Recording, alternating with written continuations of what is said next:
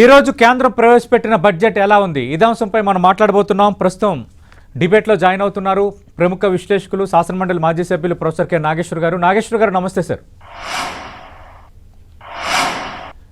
నమస్తే మిత్రమా.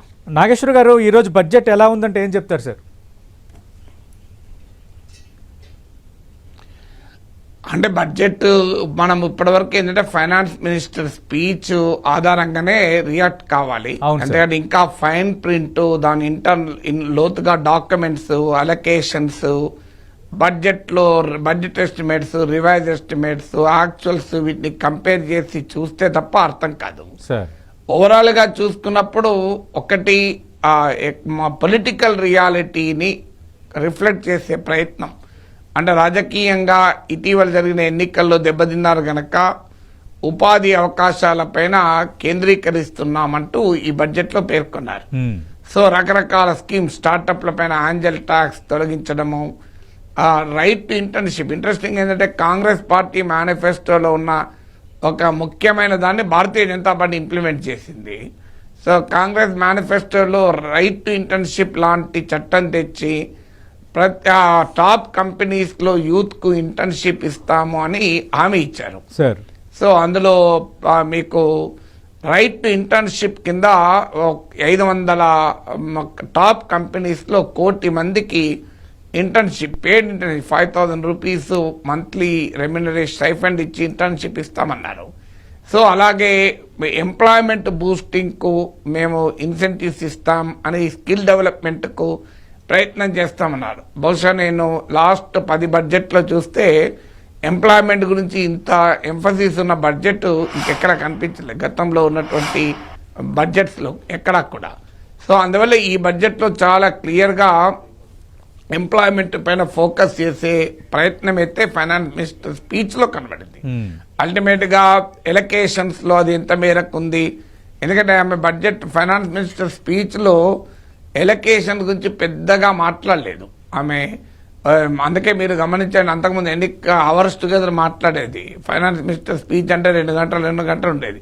ఇప్పుడు రిలేటివ్లీ షార్టర్ స్పీచ్, మీకు 1.5 అవర్లో అయిపోయే స్పీచ్. అవును సార్. సో అందులో ఎలకేషన్ గురించి పెద్దగా ఎంఫసిస్, ఒక ఎడ్యుకేషను, ఎంప్లాయ్మెంట్కు 1,48,000 కోట్లు ఎలకేట్ చేస్తాం అని కొంత ఆ ఎంప్లాయ్మెంట్ దగ్గర మినహా మిగతా చోట్ల పెద్ద ఎలకేషన్ మాట్లాడలేదు. అందువల్ల ఆ ఫైన్ ప్రింట్ చూసి మనము ఎనలైజ్ చేయగాలి నిజంగానే ఏ రంగానికి ఎక్కువగా వచ్చాయని. అందువల్ల ఒకటి జాబ్స్ పైన ఫోకస్ అనేది ఈ ఫైనాన్స్ మినిస్టర్ ప్రసంగంలో మనకు కనిపించింది. రెండవది ఏంటంటే ఎల్ఐస్ మిత్రపక్షాలు, జేడీయూ డిమాండ్లు, టీడీపీ డిమాండ్లు ఉన్నాయి కనుక వాటికి స్పీచ్లో అయితే రెస్పాండ్ అయ్యారు. కానీ అందులో చాలా క్వశ్చన్స్ మిగిలే ఉన్నాయి. ఇప్పుడు ఉదాహరణకు అమరావతికి 15,000 కోట్ల రూపాయలు అని మెన్షన్ చేశారు. అది గ్రాంట్ అని ఎక్కడ అనలేదు. వీళ్ళు ఫెసిలిటేట్ అన్నారు, వీళ్ళు అరేంజ్ అన్నారు. అరేంజ్ అంటే ఇప్పుడు మీరు నన్ను ఒక 1,00,000 రూపాయలు కావాలి సార్ అని అడిగారు అనుకోండి, నేను ఇస్తున్నాను అనడం వేరు, నేను అరేంజ్ చేస్తాను అనడం వేరు, నేను ఫెసిలిటేట్ చేస్తాను అనడం వేరు. నీకు బ్యాంకు నుంచి లోన్ వచ్చేందుకు నేను ఫెసిలిటేట్ చేస్తాను అంటే నేను ఇచ్చిన కాదు అది. ఎందుకంటే దాంట్లో అమరావతి విషయంలో మల్టీలేటరల్ డెవలప్మెంట్ ఏజెన్సీస్ ద్వారా 15,000 కోట్లు రావటానికి ఫెసిలిటేట్ చేస్తామని కేంద్రం అనేది. So what exactly the facilitation అంటే దాని వడ్డీ కేంద్రం భరిస్తుందా లేదా అసలు కూడా భరిస్తుందా, అసలు వడ్డీ ఏది భరించకుండా ఆ ఏజెన్సీలతో ముచ్చట పెట్టి మాట్లాడి ఇప్పిస్తుందా, మరి ఏంటి, what does it mean by facilitate? We're giving అని అనలే, గ్రాంట్ అని అనలే. బడ్జెట్లో మేము 15,000 కోట్లు స్పెషల్ అమరావతి డెవలప్మెంట్ ప్లాన్ కింద ఇస్తున్నామని మెన్షన్ చేయలే. అందువల్ల ఆ అనుమానం. ఇక మిగతావి పోలవరం పూర్తి చేస్తామని అన్నారు, కానీ నిర్వాసితుల భారం కూడా అది ప్రధానమైంది. పోలవరం పూర్తి చేయడానికి ప్రధానమైన అంశంగా ఉన్నది పోలవరంలో డయాఫ్రమ్ వాల్ ఏమైంది, ఆ వాల్ ఏమైంది, ఇదొక డైమెన్షన్. దాంతోపాటు నిర్వాసితులకు అయ్యే ఖర్చు చాలా 1,000 కోట్లకు వెళ్ళిపోయింది. సో ఆ నిర్వాసితులకు అయ్యే ఖర్చు మరి కేంద్రం పెట్టుకుంటుందా లేదా అన్న క్లారిటీ లేదు. We're committed to the completion of Polavaram ఉన్నారు. ఎలాగో కమిటెడ్, అది పార్లమెంట్ చట్టం కదా. అలాగే మీకు Vizag Chennai industrial corridor, Hyderabad Bengaluru industrial corridor ఇవన్నీ కూడా విభజన చట్టంలో ఉన్నవి, ఇందులో కొత్తవేమి లేవు. విభజన చట్టంలో ఉన్నాయి. బీహార్కైనా కనీసము మెన్షన్ చేశారు. ఇప్పుడు Buxar Baghpat railway project, Patna Purni road project, Patna Purnia express highway అని స్పెసిఫిక్గా మెన్షన్ చేశారు. కానీ ఫైనాన్స్ మినిస్టర్ స్పీచ్లో మీరు అమరావతిని రాయలసీమతో కనెక్ట్ చేస్తూ, లేదా అమరావతి రింగ్ రోడ్డుకు ఈవెన్ ల్యాండ్ అక్విజిషన్ కూడా మేమే ఇస్తామని చంద్రబాబు నాయుడుకు నితిన్ గడ్కరీ ప్రామిస్ చేసినట్లు టీడీపీ పేర్కొంది. అది కూడా ఫైనాన్స్ మినిస్టర్ స్పీచ్లో అయితే లేదు. మరి ఫైన్ ప్రింట్లో ఉంటుందో లేదో మనం చూడాలి. ఒక ఫైనాన్స్ మినిస్టర్ స్పీచ్లో అమరావతి ఉన్నదల్లా ఫెసిలిటేట్ చేస్తామన్నారు. ఇక బ్యాక్వర్డ్ రీజన్స్ గ్రాండ్ డెవలప్మెంట్కు సహాయం చేస్తామన్నారు. ఇవన్నీ కూడా స్టేట్మెంట్, పొలిటికల్ స్టేట్మెంట్ లాగా ఉన్నాయి. అంటే ఇన్ని డబ్బులు ఇస్తున్నామని ఎక్కడ అనలేదు. గతంలో మనకు వెనుకబడిన ప్రాంతాల అభివృద్ధికి జిల్లాకు 50 కోట్లు ఇచ్చి చేతులు దులుపుకున్న అనుభవం కూడా ఉంది. 7 జిల్లాలకు కలిపి 350 కోట్లు ఇచ్చారు. సో అందువల్ల ఇప్పుడు ఎంత ఇస్తారు అన్నది ఇందులో కమిట్మెంట్ ఫైనాన్స్ మినిస్టర్ స్పీచ్లో లేదు. సో అందువల్ల we have to wait for some more time to get the fine print. నిజంగా ఎన్ని డబ్బులు, సో ఈ బడ్జెట్ ద్వారా ఆంధ్రప్రదేశ్కు ఎన్ని వేల కోట్లు వస్తున్నాయి అదనంగా, ఇది కదా తేలాల్సింది. స్టేట్మెంట్ల ద్వారా ఇవన్నీ పార్లమెంట్ చట్టంలో మేము అమలు చేస్తాం, విభజన చట్టం అంటే అవన్నీ that's part of the act. మీరు కొత్తగా అదనంగా ఇచ్చేది ఏమీ లేదు.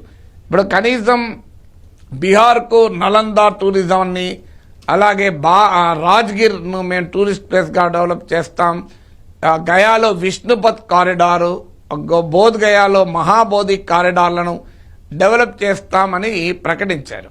కానీ మరి ఇక్కడ తిరుపతి పుణ్యక్షేత్రం డెవలప్ చేస్తామనో మీరు ఎక్కడా లేదు.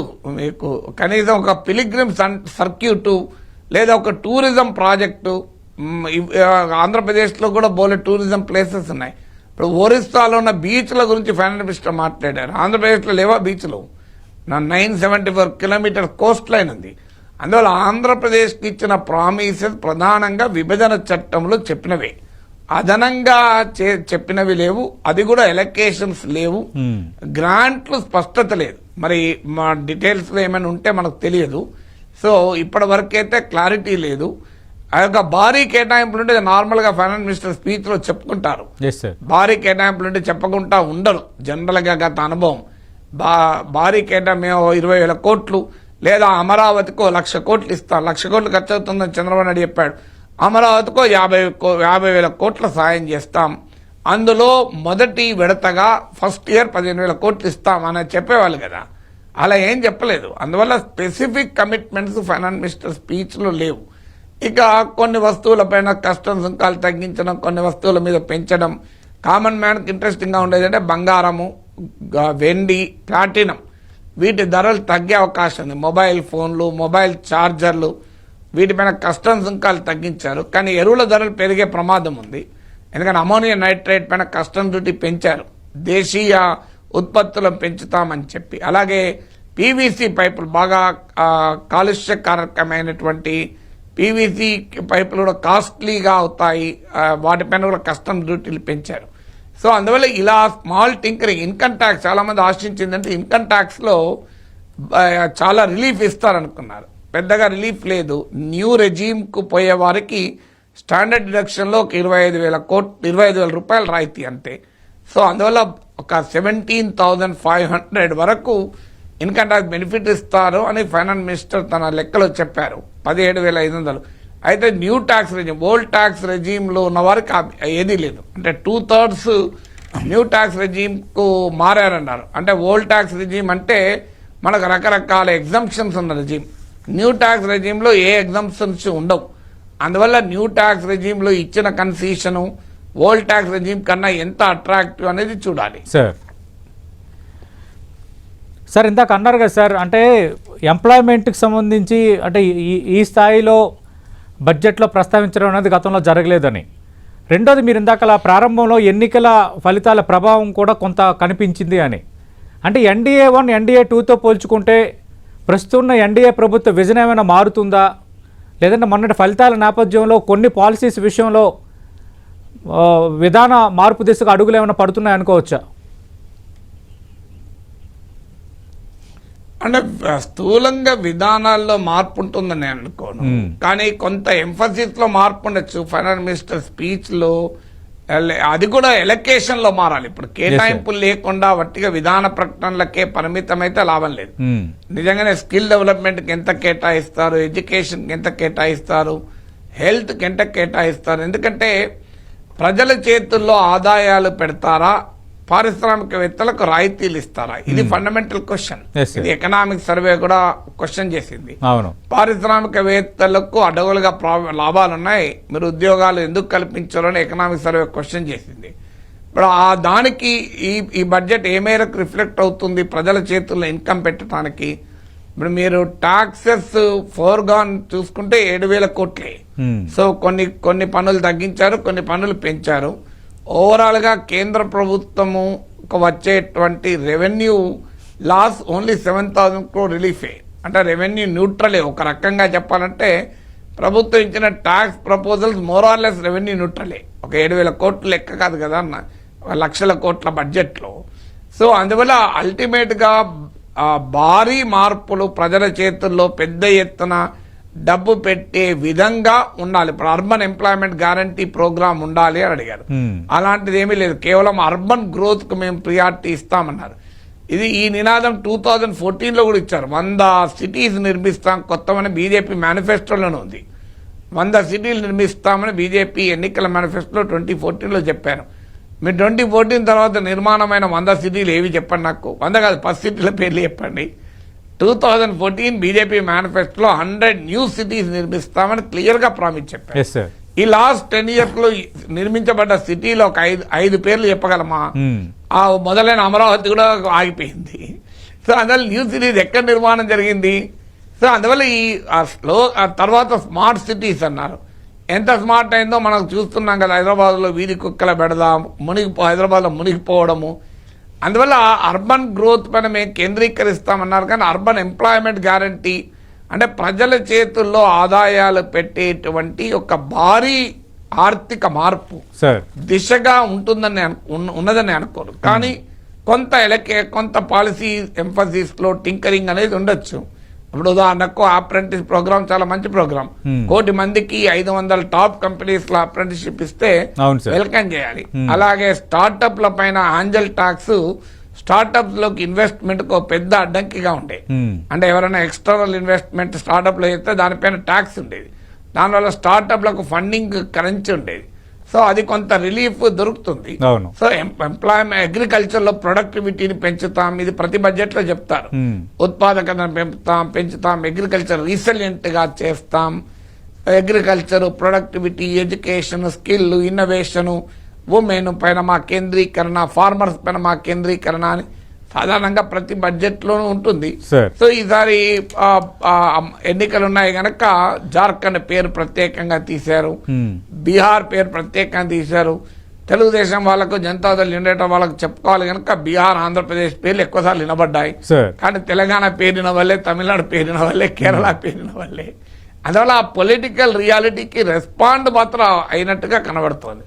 కానీ ఫైనల్ గా మళ్ళీ కేవియట్ ఏంటంటే సబ్స్టాన్షియల్ గా ఎలక్యూషన్స్ లో ఏముంది అది మనకి టేక్స్ లిటిల్ మోర్ టైం, మరి కొన్ని గంటలు మాట్లాడే సమయానికి.